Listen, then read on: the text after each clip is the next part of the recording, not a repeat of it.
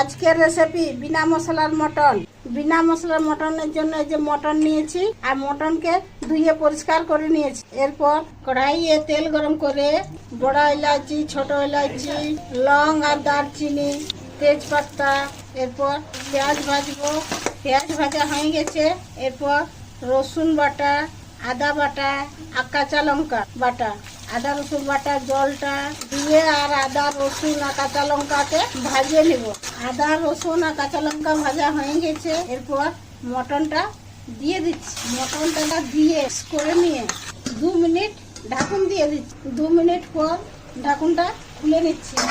ঢাকুনটা খুলে নিয়ে আর এখানে আবার 4টা এলাচি, ছোট এলাচি ছেঁচে নিয়ে দিয়ে দিচ্ছি। পরিমাণ মতো নুন দিয়ে ভাজবো।